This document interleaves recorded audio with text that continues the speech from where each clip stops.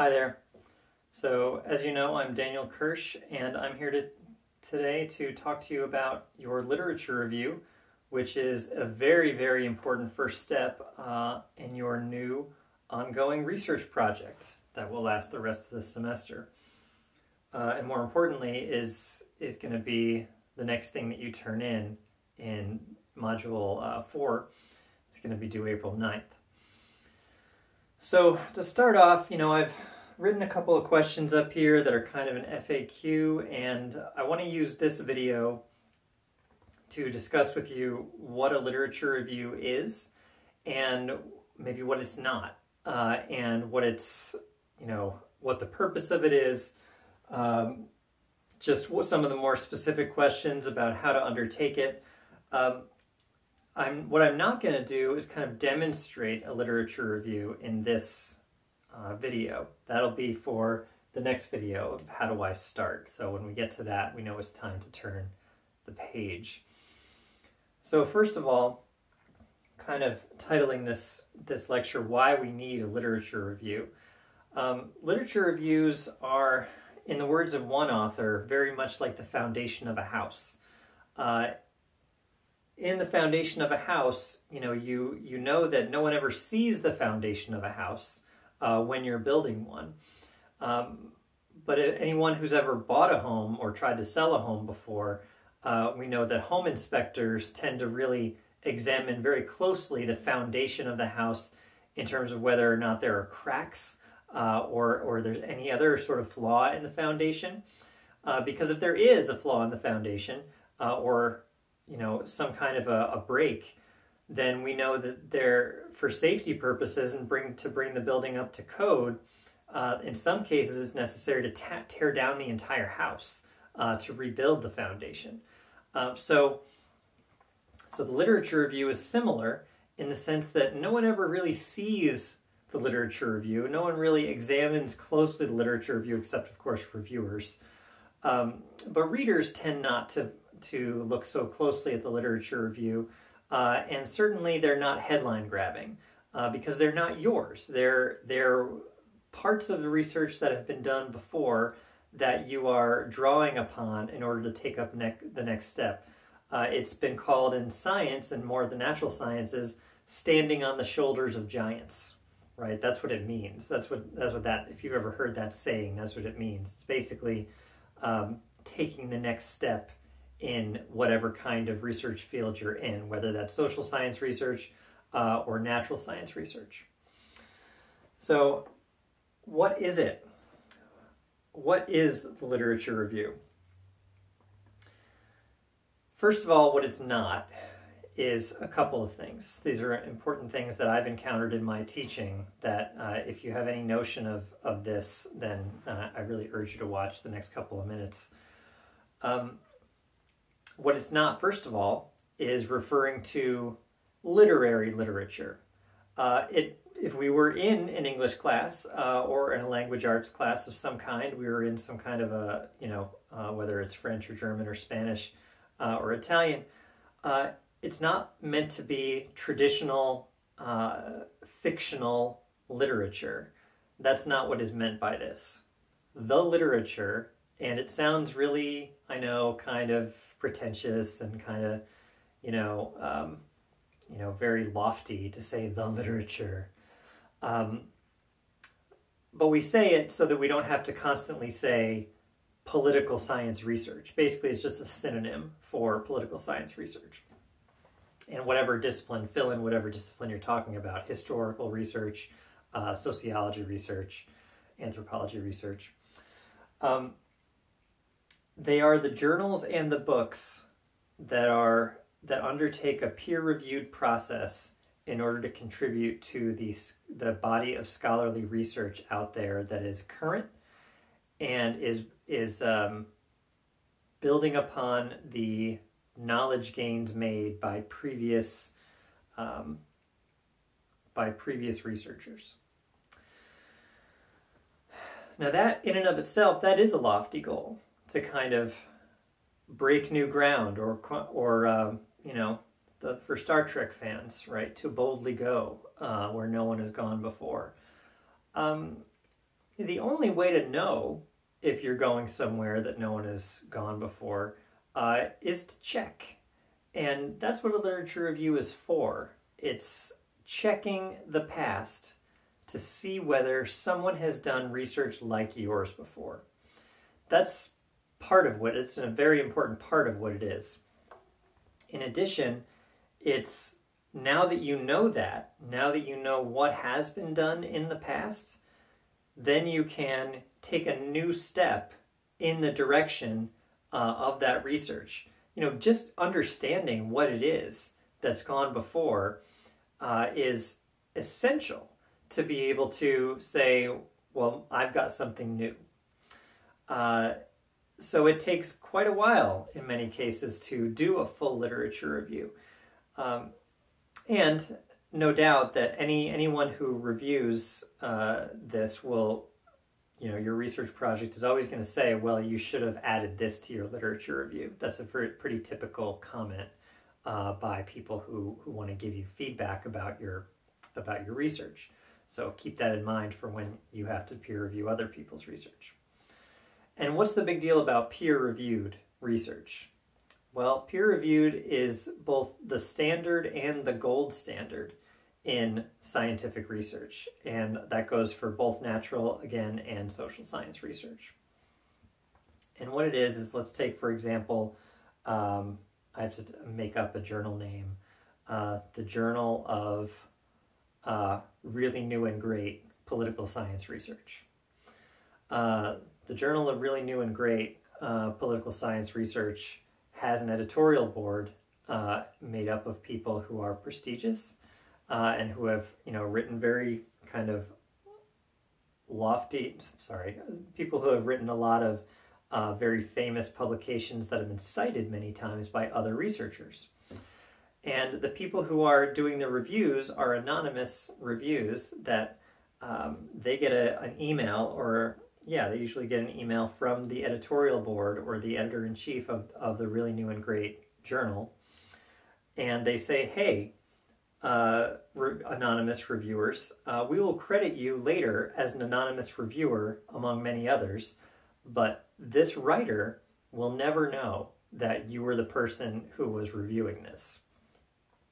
And so we want you to give us, the Journal of Really New and Great Political Science Research, your honest opinion about whether or not this article is, this writer's article is, first of all, good, but second of all, is it worth our time? Do we need to spend our time trying to cultivate this paper, even with revisions, to publish in our journal? Is it really new and great political science research? Is it important enough to put in our pages?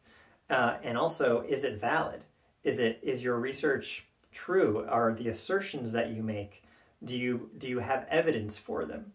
And is that evidence compelling? And is your new theory that explains something in political science really something that people need to read? And do they need to read it in our journal?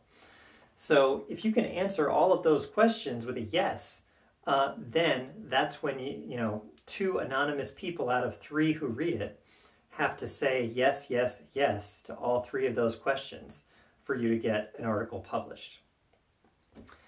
It's much the same with books. They basically have university presses that function much the same way that a journal does. The difference between an article and a book is really just length. But that's certainly not true of all books. I'm talking now just about peer-reviewed academic journals and peer-reviewed academic books. So what a literature review is not, in addition to not being literature, is it is not just any book that's been written on the subject. That would make it a lot easier to find things, but it would really poison the well in terms of whether or not you can verify that new research, that a new avenue of research has actually been undertaken that's worthy of researchers' attention. So to give you, again, a made-up example,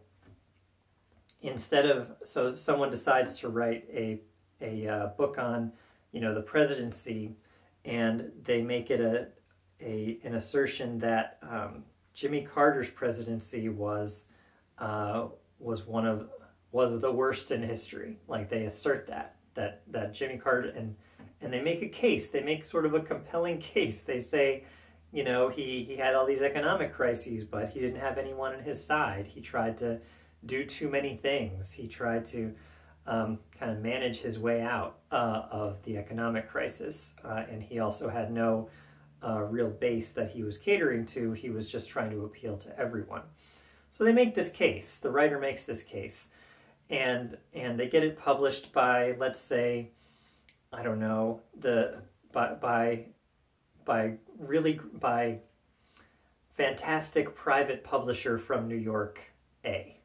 So the Fantastic A group decides to publish this, but they are not an academic press. They're not a university press. They have an editor. They have some kind of review process, but what they don't have are credentialed, peer-reviewed researchers that they have asked to verify whether this is a new scientific or theoretical insight that hasn't been undertaken before in quite this way. And so because they don't have that, the only aim, instead of aiming to advance the research discussion, is aiming to sell books. Now, it's not as if academic publishers don't want to sell books, but they primarily sell them to other research institutions, and if they're really good and insightful, and if they kind of catch on, they might get picked up in kind of the wider circulation with the kind of stamp of peer review on it, so that, you know, people who want to, you know, further educate themselves who are not professional academics at the moment, they can read this book in the knowledge that this is a new research direction. But if someone just likes an entertaining read and likes to know maybe history or some kind of, you know, chronicle of what's been going on with kind of some theories that haven't been verified, that's fine. You know, read that. That's fun. And maybe that's more entertaining than real research is. But it's not real research. So, at least according to the academic model. So, journal and books that are peer-reviewed, that's what it is. Who writes it? So, who is writing in all of these journals that I'm mentioning, and all of these academic presses that I'm mentioning? The people who are writing generally are people who are either attempting to, especially in political science, I'll just talk about political science, people who are about to get their PhD, maybe they've written a long paper, or maybe it's their master's thesis or their doctoral dissertation, and they're attempting to get a piece of it or all of it published in a peer-reviewed journal. And it should be noted that, so the reason why that works very often, or tends to work as the model, is that people who have obtained a doctorate, at least, and certainly in most cases a master's, but I know a little bit more about the doctoral level, you have to have a committee of people who are considered your peers, but it's usually one of your teachers and a couple of your teachers. A majority of your doctoral committee has to vote that your research, your dissertation research, is new and is scholarly and breaks some kind of new ground with either a new theory or new perspective, a new method of looking at a question, or new evidence. So graduate students, as I mentioned, but also people who already have their doctorates, of course, because they now have experience in this peer review process, and generally they are trying to get tenure. They're trying to get a certain amount of articles or books published before their tenure clock, which is usually about 6 years after they're hired, runs out. And the reason why that's significant, and the reason I'm telling you, is it takes about 18 months to 2 years on average to get from the time you finish writing it to the time it gets published, to get something published. So, and it might take longer than that to write it. So a 6-year window to publish, 2 or 3 pieces that are peer reviewed is actually, it's a deadline that has some meaning. So it's kind of the average amount of time that it takes most people to do something like that. And if you can't get it done, then you're generally asked to find another position or go back on the job market or something, which is a national job market. So it's a little bit cruel if you can't if you can't get a certain amount of things published. So how far back can I go in the literature review? You can go back. I'm not going to place a limit in this assignment anyway on how far back you should go, but I am going to give you some guidance about why you need to worry about, or at least why you need to consider how far back you go. I had a really good teacher once tell me that I was doing something wrong in my research. Go figure. But I was doing something really that's against the whole ethic of peer review, which is I was citing and summarizing the work of people in my literature review who were writing like 20 or 30 years ago. And those people had since written many other articles and books on the same topic. And I was looking at it like, well, what's wrong with old research? I don't have to buy the new book to know the kind of theory this person is expounding. Like I don't have to, I don't want to pay the $24.99 to know that they published this in a university press. I'll go and look at their original journal article they published on the subject. Seems more efficient that way, more pure even. Well, my teacher kind of sat me down and was like, hey, listen, how would you feel if someone tried to quote you from a long time ago on something you've spent your career writing about? Chances are that person, that writer who wrote 20 or 30 years ago, has developed in a lot of really important and interesting ways the direction of their research beyond what it was when they were in their early 20s, let's say, and now they're 40 or 50. So you are doing a disservice not only to them, but to the research community, because you're not actually saying what the people with the most credibility on this subject have said as the sum total of their insights. You're just cherry picking from the past when you should be taking, the full weight of what they've brought to the table, as kind of a summation of their insights on the topic. So you need to sort of trust the researcher, and that's how we advance the social science conversation, as long as their research has been also peer reviewed. So the latest, greatest thing that they've written, in addition to the latest, greatest thing that's been written at all, that usually cites that original researcher, that's why you need to pretty much start with the last 5 years of research and see if you can get most of your articles from the last 5 years. And because we're going only with really one journal, Presidential Studies Quarterly, I would also mention that you should feel free to go back a little farther than that, because your results are going to be kind of narrow, and I'll talk to you more about how to do that search in the next video. But for now, just understand that if you go back about 5 years, you're in pretty safe ground as far as the last thing that someone has published on this subject. But if Jane Smith has published something in Presidential Studies Quarterly in 2014 or 2015, let's say, and it's on this subject of the presidency and military conflict, and she's written since then. She's published in 2018. She published a journal article on the presidency and military conflict around the world, or just the limits of something like that. Basically, if you look up that same author that has this great published article from 2014 or 2015, you need to find if that person has written more, not just in PSQ, but elsewhere.